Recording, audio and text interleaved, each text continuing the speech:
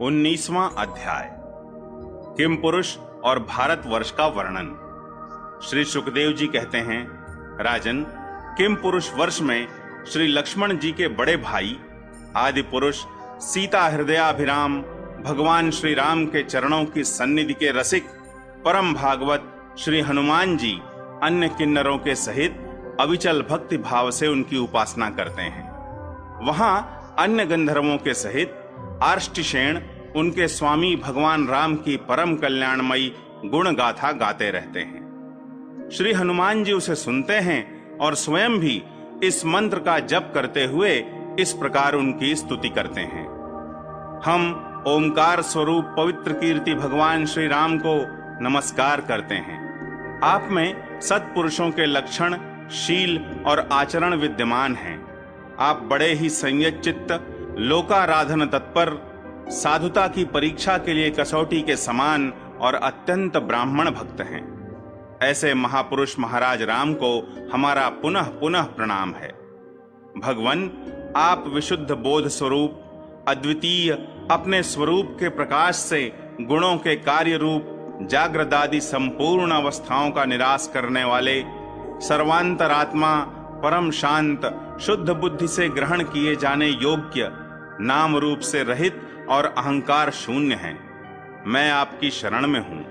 प्रभो, आपका मनुष्यावतार केवल राक्षसों के वध के लिए ही नहीं है।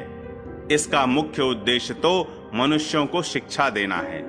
अन्यथा अपने स्वरूप में ही रमण करने वाले साक्षात जगदात्मा जगदीश्वर को सीता जी के वियोग में इतना दुख कैसे हो सकता था। आप धीर पुरुषों के आत्मा और प्रियतम भगवान वासुदेव हैं। त्रिलोकी की किसी भी वस्तु में आपकी आसक्ति नहीं है। आप न तो सीता जी के लिए मोह को ही प्राप्त हो सकते हैं और न लक्ष्मण जी का त्याग ही कर सकते हैं। आपके ये व्यापार केवल लोक शिक्षा के लिए ही हैं। लक्ष्मणाग्रज, उत्तम कुल में जन्म, सुंदरता, वाक चातुरी, बुद्धि और श्रेष्ठ योनि, इनमें से कोई भी गुण आपकी प्रसन्नता का कारण नहीं हो सकता। यह बात दिखाने के लिए ही आपने इन सब गुणों से रहित हम वनवासी वानरों से मित्रता की है। देवता, असुर, वानर अथवा मनुष्य कोई भी हो, उसे सब प्रकार से श्री राम रूप आपका ही भजन करना चाहिए, क्योंकि आप नर रूप में साक्षात श्री हरि ही हैं और थोड़े किए को भी बहुत अधिक मानते हैं। आप ऐसे आश्रित वत्सल हैं कि जब स्वयं दिव्य धाम को सिधारे थे, तब समस्त उत्तर कोसल वासियों को भी अपने साथ ही ले गए थे। भारतवर्ष में भी भगवान दयावश नर नारायण रूप धारण करके संयमशील पुरुषों पर अनुग्रह करने के लिए अव्यक्त रूप से कल्प के अंत तक तप करते रहते हैं। उनकी यह तपस्या ऐसी है कि जिससे धर्म, ज्ञान, वैराग्य, ऐश्वर्य, शांति और उपरित की उत्तरोत्तर वृद्धि होकर अंत में आत्मस्वरूप की उपलब्धि हो सकती है।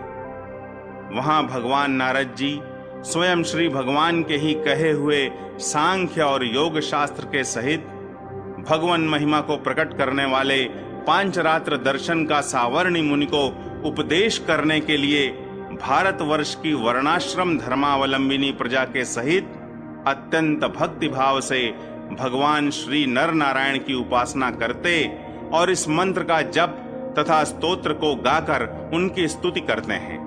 ओंकार स्वरूप, अहंकार से रहित, निर्धनों के धन, शांत स्वभाव, ऋषि प्रवर भगवान नर नारायण को नमस्कार है।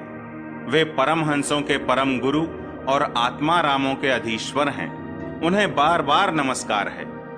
यह गाते हैं, जो विश्व की उत्पत्ति आदि में उनके कर्ता होकर भी कर्तृत्व के अभिमान से नहीं बंधते, शरीर में रहते हुए भी उसके धर्म, भूख, प्यास आदि के वशीभूत नहीं होते, तथा दृष्टा होने पर भी जिनकी दृष्टि दृश्य के गुण दोषों से दूषित नहीं होती, उन असंग एवं विशुद्ध साक्षी स्वरूप भगवान नर नारायण को नमस्कार है।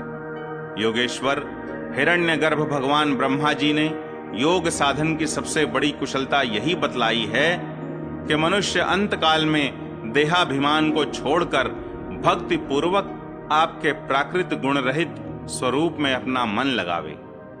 लौकिक और पारलौकिक भोगों के लालची मूढ़ पुरुष जैसे पुत्र, स्त्री और धन की चिंता करके मौत से डरते हैं, उसी प्रकार यदि विद्वान को भी इस निंदनीय शरीर के छूटने का भय ही बना रहा तो उसका ज्ञान प्राप्ति के लिए किया हुआ सारा प्रयत्न केवल श्रम ही है।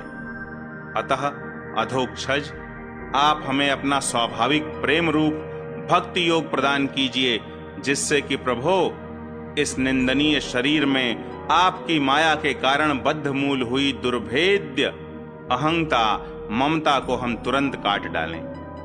राजन, इस भारतवर्ष में भी बहुत से पर्वत और नदियां हैं, जैसे मलय, मंगलप्रस्थ, मैनाक, त्रिकूट, ऋषभ, कूटक, कोल्लक, सह्य, देवगिरि, ऋष्यमूक, श्रीशैल, वेंकट, महेंद्र, वारिधार, विंध्य, शुक्तिमान, ऋक्षगिरि, पारियात्र, द्रोण, चित्रकूट, गोवर्धन, रैवतक, ककुभ, नील, गोकामुख, इंद्रकील और कामगिरी आदि। इसी प्रकार और भी सैकड़ों हजारों पर्वत हैं। उनके तट प्रांतों से निकलने वाले नद और नदियां भी अगणित हैं। ये नदियां अपने नामों से ही जीव को पवित्र कर देती हैं और भारतीय प्रजा इन्हीं के जल में स्नानादि करती है।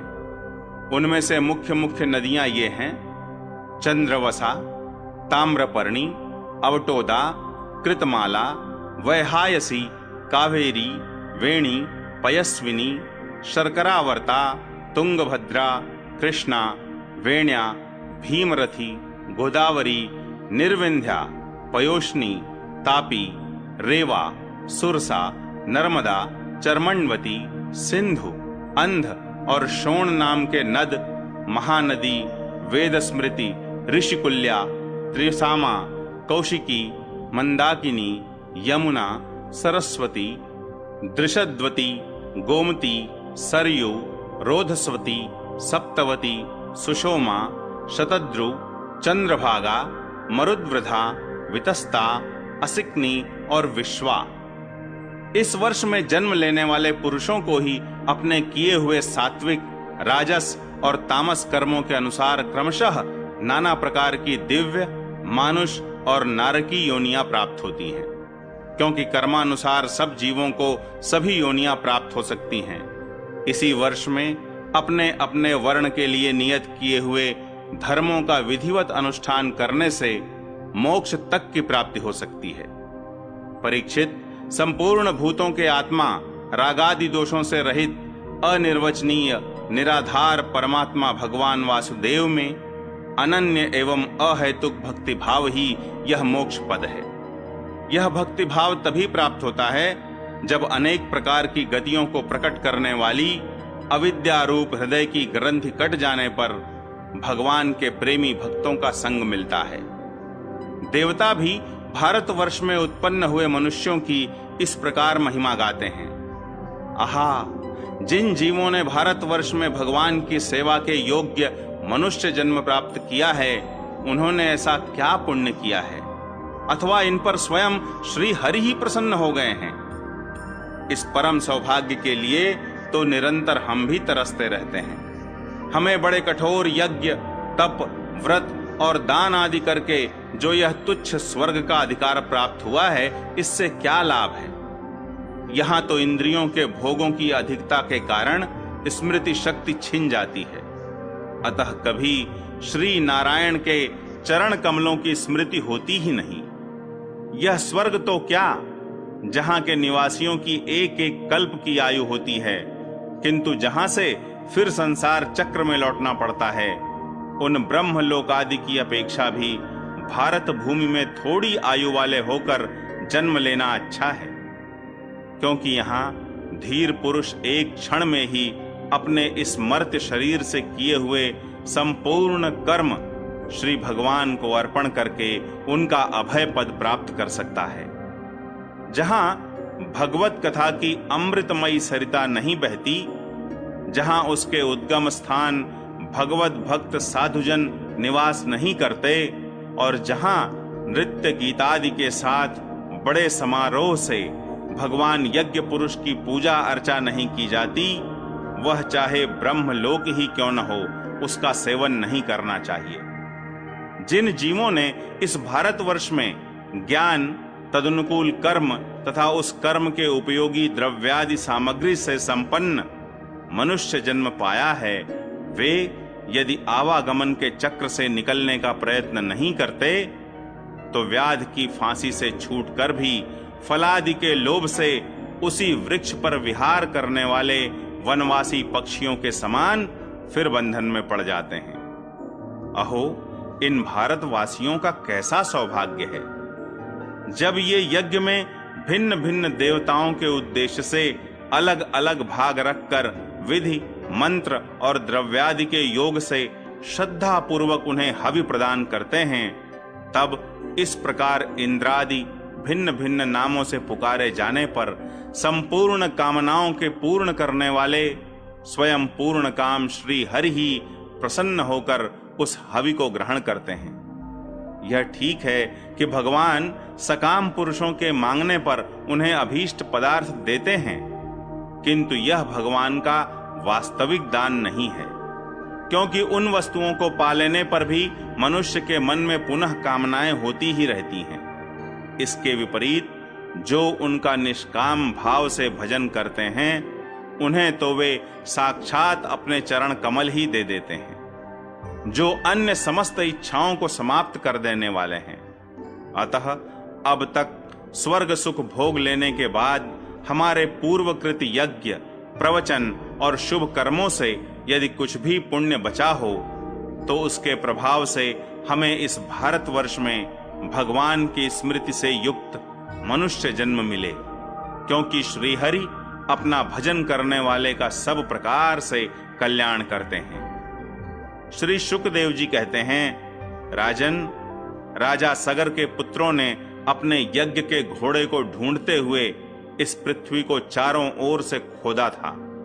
उससे जम्बू द्वीप के अंतर्गत ही 8 उपद्वीप और बन गए, ऐसा कुछ लोगों का कथन है। वे स्वर्णप्रस्थ, चंद्रशुक्ल, आवर्तन, रमणक, मंदर हरिण, पांचजन्य, सिंहल और लंका हैं। भरत श्रेष्ठ, इस प्रकार जैसा मैंने गुरुमुख से सुना था, ठीक वैसा ही तुम्हें यह जम्बू द्वीप के वर्षों का विभाग सुना दिया।